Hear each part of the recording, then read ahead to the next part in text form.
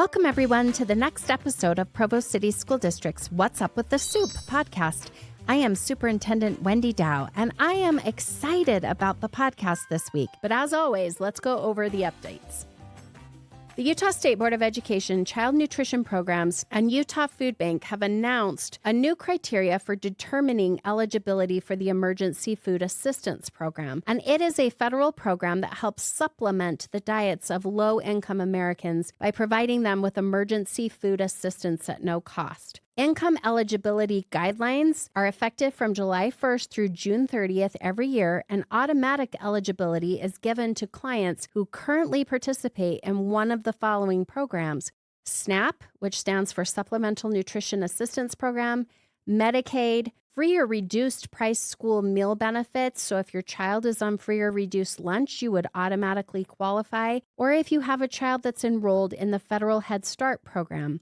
Please check our district website for more information and for where you can obtain this emergency food assistance. The month of September is American Founders Month and Constitution Month. Our Teaching and Learning Department has provided our schools with materials for teachers to use to help our students learn and talk about the Constitution and our incredible form of government. The next school board meeting will be an all-day meeting on Friday, September 27th. The meeting will be held in the Grandview Technology Center. Look for more details to be shared as the date approaches. The Board of Education is currently crafting a new policy on cell phones that will align with proposed state legislation. The survey has been sent to families to get your feedback on how we can support our students and teachers in creating productive learning environments free from distractions. Students and teachers are also encouraged to complete the survey. Please check your email or visit the district website to access the survey.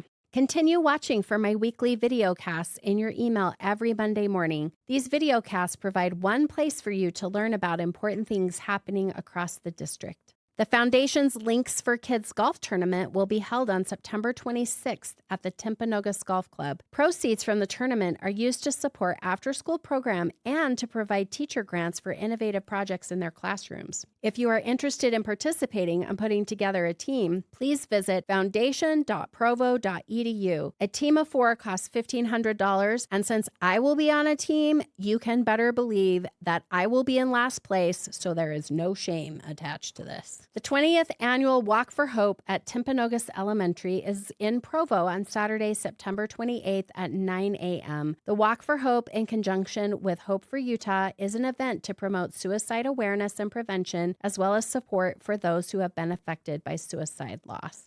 And now on to our guest, Nathan Sauerbier.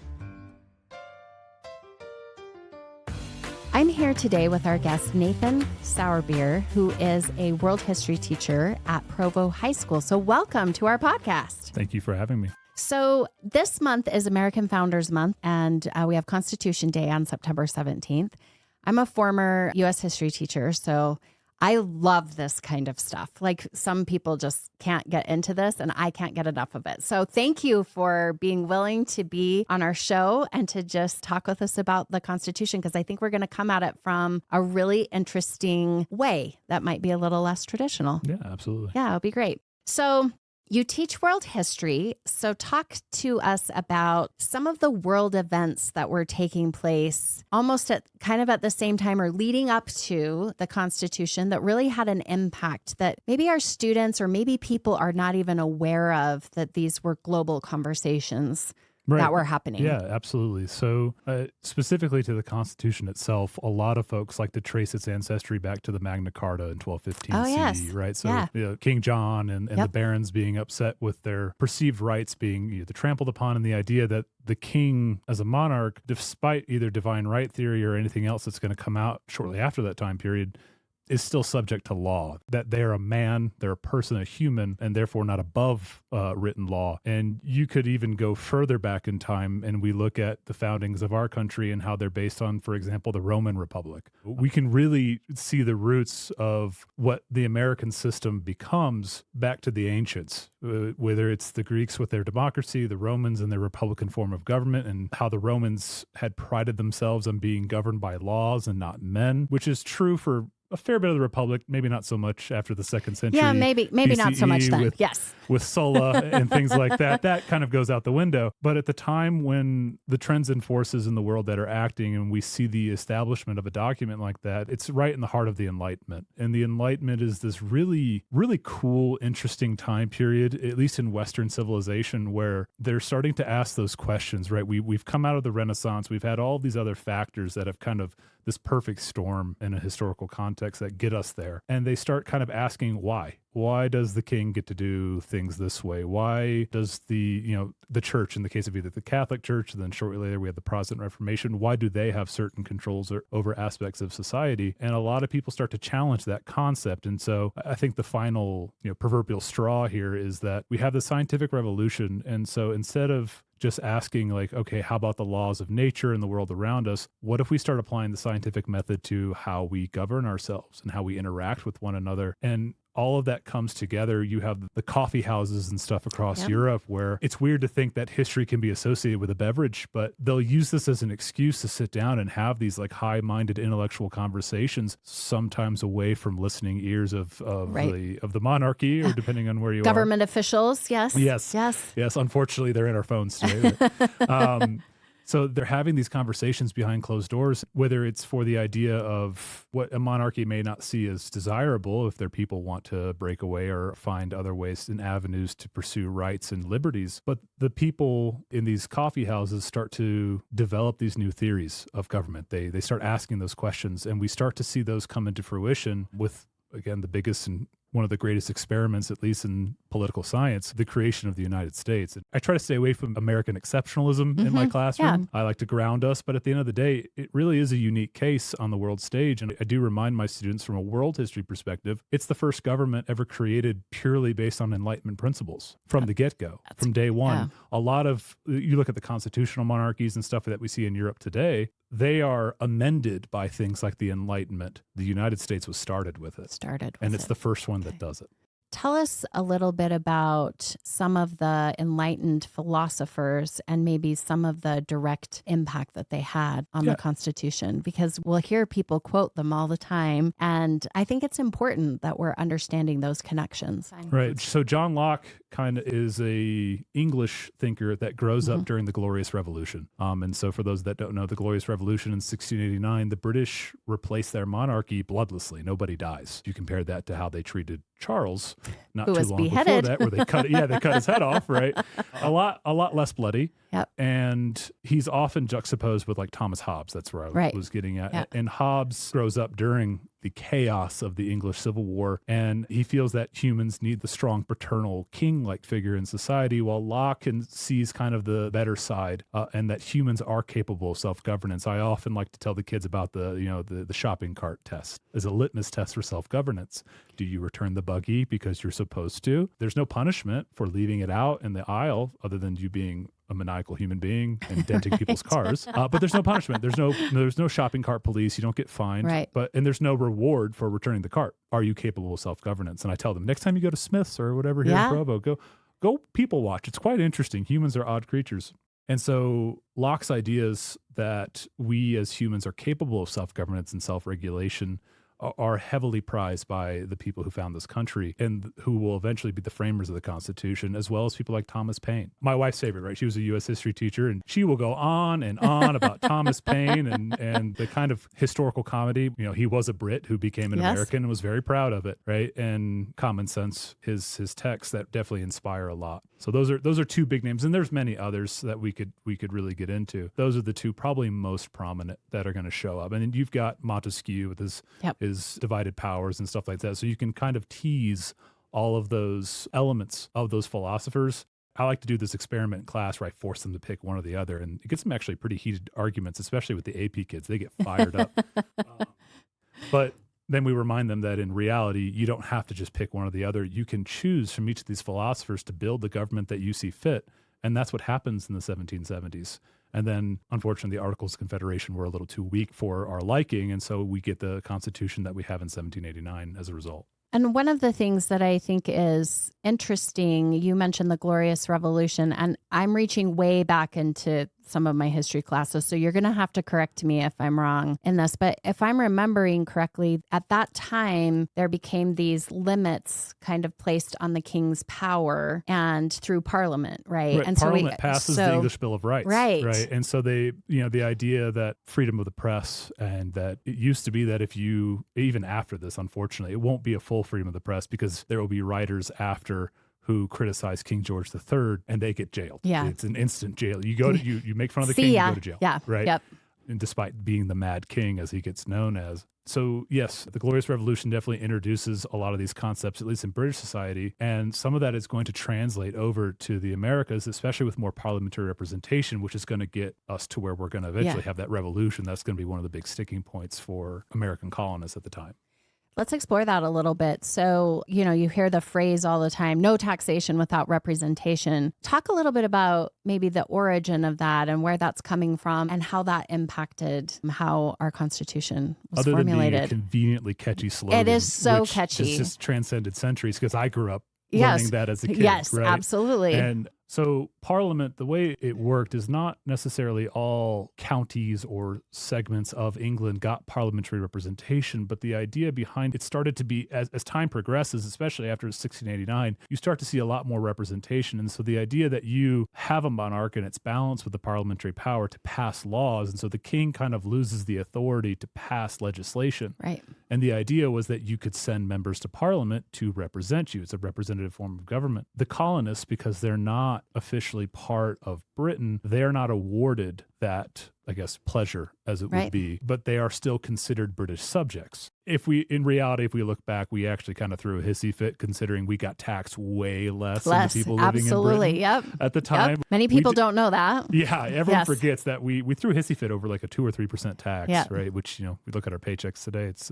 definitely not the same. No. But because of that lack of representation, that becomes one of the big sticking points and slogans of the early revolution, and that the American Revolution as an ideological idea and the war for independence are in reality two different things. And the U.S., as it's going to become, was already having its own authority to a degree due to the separation of distance at the time, right? They don't have a phone in the 1700s to pick up and say, this is how we want you to run things in the colony today. They had to be given some level of autonomy, and they had to be given the ability to tax their local folks who were living in these colonies would pay a tax to one of the colonial governments in order to maintain their roads and a militia and things like that. So they already had almost a century and a half of self-regulation and self-government to a degree before the revolution even starts. Well, and this is where that argument of virtual representation comes in. Well, virtually every parliamentary member represents every British subject. They're like, no, I don't buy that. And you see that then kind of play out in the Constitution when you start seeing in the House of Representatives, no, this representative is actually representing a fixed number of people. Right. And I feel like there's a connection there where they're trying to say, we disagree with how that was set up. And so we're making a very different statement with what representation looks like in the Constitution. And that's why we have a bicameral legislature, right? Yeah, each state gets 2 senators, and they have a portion of power. And that was a provision that was given in the Constitution itself because it gave smaller states like Rhode Island and stuff like that a chance to actually matter. Otherwise, they wouldn't have ratified it. And so those were concessions actually given to allow these smaller otherwise, New York would have pretty much run everything at the time because they were one of the most populous colonies. Yep, that's exactly right.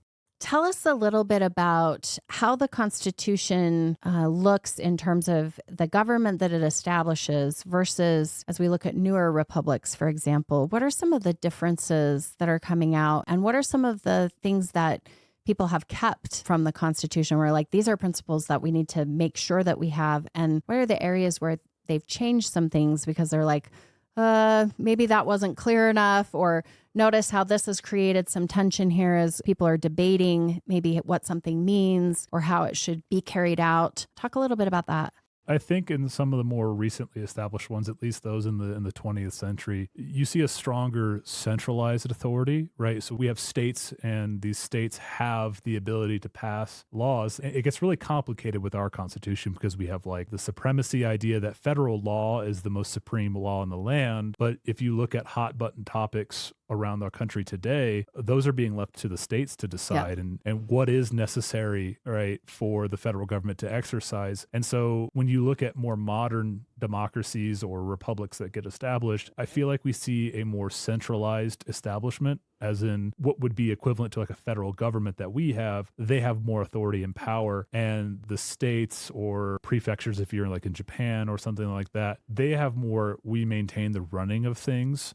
But at the end of the day, the federal government is still making big decisions, and you're not going to see as much decentralization like we have in our own country today. And part of that is a cultural concept, right? And the way our country was established and built over time. You also see provisions in certain rights. So, we have the Third Amendment, which I don't think has ever been enacted, which is the no garrisoning or quartering of troops in times of war.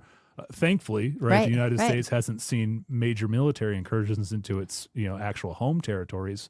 And so that hasn't necessarily been a thing. So some constitutions don't even mention that, because whether it's a cultural component where they feel like they may need to do that anyway, or it's just kind of never been necessary from a U.S. perspective, some don't have it. Or not to get into too sticky of a topic, right? The Second Amendment, which is a huge debate. The United States has had a culture and an identity tied to the Second Amendment for centuries, and even before its establishment, when in other nations that have gone through either, the defeated nations of the Second World War, where we install democracies there, they don't necessarily have the same perception or cultural ties to such a thing. That's an excellent point. I think, too, what role do you think it plays that the size of the United States now, recognizing that when it was formed, it was very small. But when you think about states being more in other countries, maybe they just administer the law and they're just carrying it out at the local level. Whereas here, there are many things that they're very independent in terms of how they're running things, which is why we get such variation from state to state. Does the preservation of that have anything to do with the size of the United States, or just the different cultural makeup of the United States? What is your interpretation of that when you're thinking about other countries?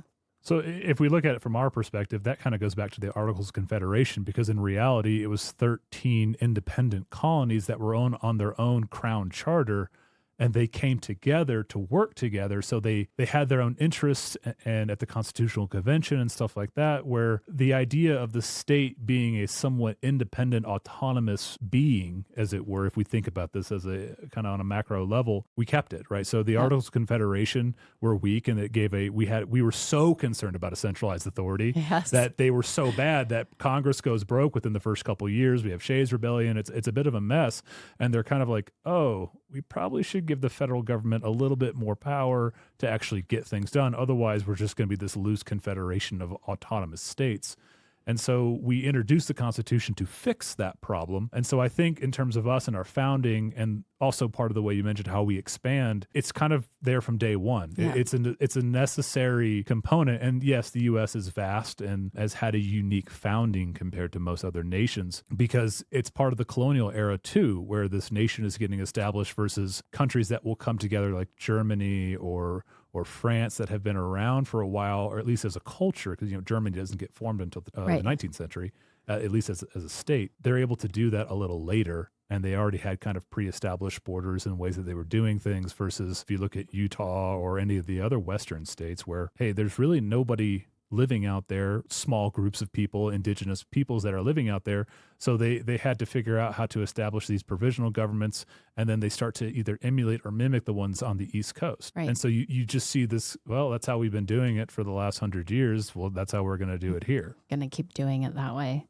Tell me, how do you help them understand really that other countries are so different? What are some of the other countries that you use as examples, and which countries might be more similar to us and which ones are very different? Just to give us kind of that perspective. Yeah, so it's probably a more difficult question to answer, because we don't necessarily look at it through that lens, as it were. We can play, if we were to look at it through that lens, we like to compare ourselves, at least in the modern age. We look at a lot of other Western countries. At the end of the day, the Western nations are very similar in how they're established, whether that's the British, the French, modern Germany, Canada, Mexico has a federal and a state system, right? So our neighbors are very similar to our own. But if we compare that to nations that may claim to be democratic peoples of something. We do a fair bit of juxtaposition with the establishment of dictatorial communist states, especially the Soviet Union, which will then, with Russia today, we're really up against the clock at the end of the year, especially in an AP course, because we're trying to get ready for that exam. And so a lot of it's like, hey, here's a lot of stuff really fast. And so we don't really get a whole lot of a chance to look at modern states that have, I'm using air quotes for those who can't see, elections, where, oh, wow, Vladimir Putin won again. Crazy. Yeah. Wow, that's so weird. Yeah. Oh, wait, Kim Jong-un was elected again as supreme leader of North Korea? I would have never guessed. It's hard to find exact parallels. And but we do compare it to the establishment of democracies in South America. So that is something we definitely do in terms of the long view, because the Latin Wars for Independence that take place in the 1830s are going to be inspired by the American Revolution and the French Revolution. And they're going to be super inspired by that. And they try to establish similar democracies and republics in Latin America, but they run into problems very quickly.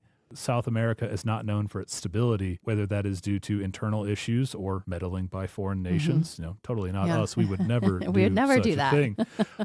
And how they run into these issues. And part of that has to do with the fact that they didn't get the 150-year training wheel cycle that the United States got, with Britain still kind of holding us upright and maintaining things. So that way, by the time we were ready to ride on our own, we had 150 years of somewhat practice, while the Latin American countries are running into issues, and there are still problems there. I mean, look at Venezuela now. Yeah, right. What about what influence, like when we're dealing with a country, say, for example, that we're trying to support as they're coming out of maybe a more dictatorial type of government, or trying to move them? Like, I'm thinking about when we invaded Iraq and we're trying to help them move into a more positive direction.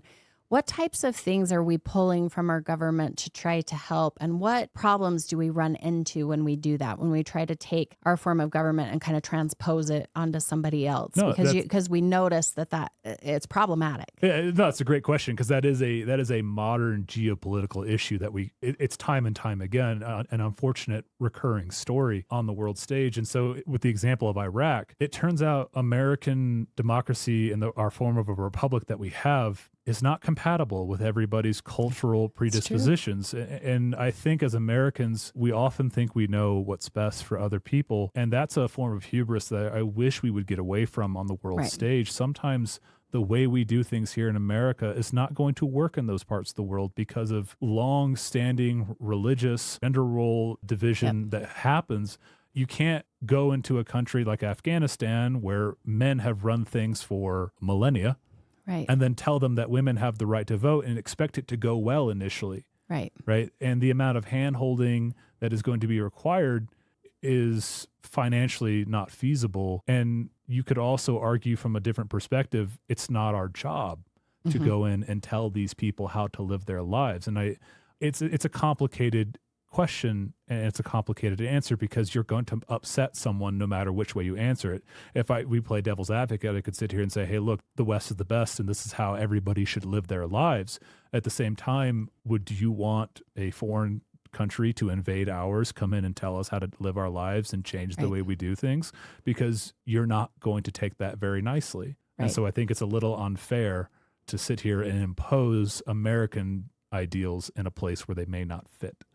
Well, and I think, too, to your point, where you're trying to balance, where you're like, well, I think this is the right thing to do, is to help, establish greater rights and greater freedoms for individuals. But to your point, if in doing so, you're disrupting a culture to such a great degree that it creates so much bloodshed, then are we really doing what's in the best interest? It's a very difficult, I don't envy all of the people that are making those decisions, because that's a very tricky thing. I just sit back sometimes and I think, I'm really grateful for where I live. This is really awesome that I ended up in the United States. I feel very fortunate, right? But I think we sometimes try to oversimplify what's happening. Like, well, this worked for us, so it obviously is going to work for you. And to your point, that there's a lot of arrogance that comes with that. We certainly want to be helpful, but that's different than coming in and saying, do it our way because we're the best. It needs to be an organic process to come in, because if you look at, we'll use the Iraq example again, you have a strongman government under Saddam Hussein, say what you want about him. He's definitely obviously not the nicest guy in world history. Right. He did maintain stability and order in that nation, and we killed him. Yeah. And as a result of what is left is a mess, and Iraq is still a mess. They obviously don't want us there because we just renewed a mission with the Iraqis, and they already want us out. Right. Less than a year into the deal. When you destabilize parts of the world, the Arab Spring in 2011 is this really just unique event in world history, and a lot of it has to do with modern technology like Facebook. I know the kids today are more on Instagram. When we say Facebook, we date ourselves. Yes, we do. It's like, oh, you're on Facebook. It is quite comical. Nobody uses Facebook anymore. That's like hip. Yeah, but in 2011, guys, it was awesome. Yeah, it was a big deal back in the day. And the idea, but viral spreading of video and media is definitely still a changing force, and we've only really seen that for the last decade and a half, maybe. Right. But it takes the North Africa and the Middle East by storm in 2011, and you get things like the Libyan revolutions and stuff like that, where now, because of the power vacuum, we will see the advent of organizations like ISIS and other terror groups that are going to take advantage of a power vacuum, right? Again, Muammar Gaddafi, not a great individual, not a nice guy, maintained some order and stability. Right. So all of these strongman dictators establish themselves in North Africa and the Middle East, and all of a sudden they get deposed. And the chaos that has followed has been a bloody one, and change is sometimes a bloody process in world history. The Syrian civil war is getting another kickstart right now as we're sitting here on this couch. It is a sad and terrifying concept, and we don't know the extent of what that change will bring. The beauty of hindsight and the gift that it is, we can look back at things like the United States and go, well, that war of independence landed us here, and here we are today. We don't know what Syria is going to look like in 20 years. That's right. Well, and I think to your point where you referred to almost this colonial era as like the training wheels of learning this process of self-government and how to balance all of the different responsibilities and powers and rights and different aspects of the colonies themselves. When you have a vast revolution like that, like, yes, the American Revolution happened in a short time period, but it really had been building for quite some time, and there had been this expertise that had been developed, and there's lots of statesmen. The social and cultural underlying mechanics necessary to make that the end state end up the way it was versus continued shambles. If you don't have a culture or a history or a cultural shared idea of individual liberties and rights, where you've had strong-armed dictators or empires for a very long time, the people that live there in reality sometimes don't know what to do with that freedom. That's right. And they're used to being told what to do, when to do it, and how to do it. And then you pull the rug out from under them and go, okay, now figure it out on your own. In some cases, they run into issues. The unfortunate and unintended casualty of this are the innocent people who just want to live their lives like you and I, but there's a power vacuum. And if nobody is there to kind of make sure the kids are on the opposite sides of the playground and not fighting, bloodshed follows. Yeah. And it is a kind of a sad trope we've seen. And the United States' interventionalism may have not had the ideas that we thought it was going to be. The global war on terror may have created more problems than it solved. Right. Which is kind of ironic of the day we're talking about this. Right. We are having this on September 11th. And right. That whole process started those years ago with the 9/11 attacks and our increased involvement on the world stage. That's right. Tell me a little bit about how you address the Constitution's role in shaping contemporary debates about governance or individual rights or unity. I know you're teaching world history, but kids are always going to be asking questions about what's taking place in the country right now. And so how do you talk about those kinds of things in your classroom? And also, how are you talking about those kinds of things and really enriching the conversation while creating really safe spaces for kids to express, or ask those questions? What does that look like? Yeah, whether it's in class, we find a way to tie it to a lesson, or we do have a club at Provo High, the Blazer Club. Yes. So that's kind of a space where those kids come in and we talk about things like this. It's a delicate approach because I do my utmost to remain apolitical in my class. And I feel that my political beliefs, my religious beliefs, whatever they may be, have no place in the classroom. I don't want to influence children one way or the other. Right. I encourage them to be independent and free thinkers. I think I kind of made a joke earlier this year that somebody kind of took out of context in our social studies meeting. I say everyone's kind of dumb, but I didn't get to finish my thought of, I tell them, be the generation that goes and fixes it. Yes. You should be actively participating, because I always give them that little eyeball moment of like, hey, because I teach sophomores, you guys are 15, 16 years old, 2 to 3 years, you're going to be voting. Yep. And for some of them, that's a bit of a reality check. Like, I don't care who you vote for. I don't care what your political beliefs are. I want you out there participating in our system, because, not to get too doom and gloom, but our system needs a lot of work right now. If you've been watching the news, it is a turbulent time, especially with this upcoming election. And I ask them, I beseech them, be independent thinkers, think for yourself. Don't be afraid to ask why.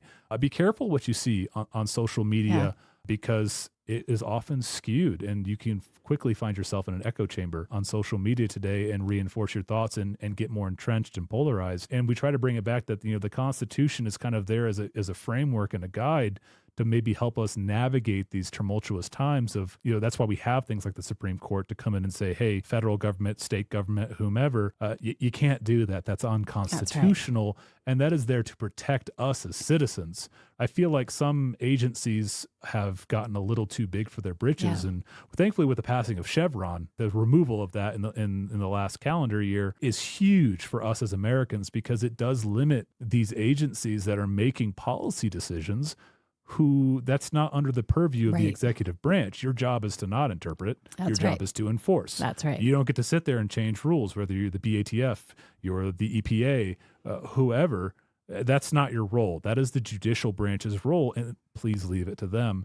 And so I am hopeful in the idea that we're still being reminded that the Constitution is an important concept, and that these kids grow up knowing that this is important, because that will hopefully influence their voting decisions to choose candidates regardless of political ideology that want to remain true to what the American system is supposed to be and try to keep us on that path. And it's, maybe 200 students that come through my classroom in a year, it's a drop in the bucket, but maybe it's something. But that's 200 students every single year. That's thousands of students over your careers. And I think it's important for them to start thinking about how you're framing that is, think about candidates that are helping us to ensure that Constitution is being upheld, right? And that people are understanding why it's set up the way that it's set up, why there are the different checks and balances that have been put in place. We need that like it's very purposeful, and that people that are trying to undo that or do workarounds or things, those are the things that become threatening. And it's making sure that the students have the independent thinking skills to sit there and go, oh, that doesn't seem like that's right. Both political parties are guilty of doing Absolutely. it. This is, again, we try to remain as objective as we can. And I think that's important as educators, especially with the amount of fire that educators are getting nowadays with the ideas and the claims that we're trying to indoctrinate children. Yeah. If anything, I'm doing the entire opposite of, hey, think for yourself, man. Don't listen to what everybody says, and don't be afraid to question me. Right. Because I'll tell them, I know a fair bit. I have some degrees in this or that, but I don't know everything. Right. I'll be the first one to tell you that I'm wrong or I was incorrect. Right. The U.S. Constitution is one of the longest surviving written constitutions in the world. So why do you feel like it has endured for so long?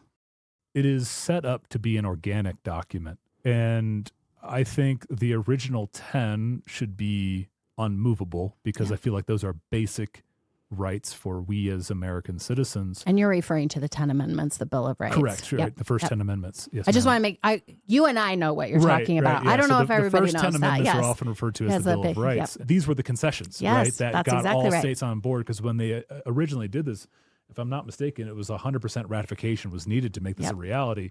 Nowadays, 3/4 of states, if I'm not mistaken, are required to, again, I'm not endorsed to teach Gov, but you're correct. Yeah, but 3/4 are required for an amendment to be ratified today. And I think it is established to be flexible for the times. And I think that has allowed it to succeed, because we've been able to add things like the 13th and 14th Amendments to enfranchise more Americans and to abolish things like slavery and to grant people the right to vote and to be brought in. We passed the 19th Amendment in 1920, right? We grant women suffrage. And so that's why we've been able to keep this form of government. If I'm not mistaken, we are the longest standing single form of government that hasn't really been altered. Right. I believe in world history in terms of we've been doing this for this long, this exact way. That's my understanding. We have this bicameral legislature, we have a president, we have all these things. We've made modifications to suit our needs within reason and at a 3/4 majority. So if anything is going to change, it's, if we think that political parties are perfectly 50-50, which they're not, but if we assume that is to be true, you need at least half of the other side of the aisle, so to speak, to agree. So that's probably going to benefit most of us. And so we've been able to adapt. And I think that's what's going to hopefully give us continued longevity of such a document. Well, and I think it's interesting that sometimes you hear individuals talk about how much the Constitution has been amended, and then other people who say, well, it hasn't been amended that much for as long as it has been in operation. And you think about, you don't want it to be easy to amend. Right. Like if you want to have that stability, that is why it's as difficult as it is, because you do want to make sure that a majority of the Americans, not just the majority of the party that's in power, believe that this is the right thing, but it truly is across the entire nation. That becomes really an important piece of modifying our form of government, and it should be difficult to do. Too flexible, and we run into issues where you may have a runaway issue where, okay, well, now that this one political party is in power, here we go. They're going to undo everything of the last 4 years of a previous administration, which is a bit of the ebb and flow and the pendulum swinging of U.S. politics. But there are checks and balances, right? Yep, back to the right. Enlightenment, right? Yep. To make sure that we don't have issues. And that whole system was stress tested in 1861. Yes. Right? We go through the ultimate stress test and we come out on the other side. Yep. Right now, I'm a Southerner by birth, and so some people I know still call it the War of Northern Aggression down yonder. But we come out, despite the issues and the hard-fought lessons, we survive. Yeah. Right. The stress test, we pass. Yeah. It's a little rocky start. Reconstruction has mixed reviews, right? Especially growing up outside of Atlanta, where they burned down my state. Thanks, Sherman. Right. Yeah, they do not. It's a dirty word. Yeah, in the South. I'm sure it is. Do not mention General Sherman. But we come out long view. We step back and we go, okay, this process. We've survived, and part of that is due to the flexibility of such a document, and the system that's built around it is designed to be resilient. It's a testament to the systems in place that you can shake off either a inefficient administration or political instability for a period of time, or even a full-on civil war that we experienced in 1861, we survive. We survive. And I think it is a unique document to have done that, because civil wars sometimes get protracted and can become far worse. And you may not see a similar government come out on the other side for either side, whoever wins or loses. I agree. It can result in ultimate destruction at that point and kind of chaos. Well, you've made me think about a lot as we're thinking about this month in terms of how fortunate we are to have the form of government that we do, and that it also provides a lot of hope, even in turbulent times, right. That I really do believe the United States will get through whatever it is that we need to get through. And hopefully we just become better people. Like, I really do believe we can progress as a nation and keep getting better and better. I hope that keeps happening. Absolutely. So, I think we're in for a very interesting election season. I think so, too. I think everybody's well aware of that. But I, too, remain hopeful that despite whatever happens in November and potential follow-on events, I think at the end of the day, the United States is going to survive in the form that it still is. It may go through some issues. It may go through some more growing pains, as it has throughout its existence. But I also remain hopeful that we still come out on top as we are now. And we continue that. And I think our Constitution will play a very big role in ensuring that it is happens. going to be hopefully the guide that we continue to follow, because it's led us pretty well thus far. I agree. Is it a perfect document? No. But has it been amended to make it more perfect? I think so. For sure. Yeah.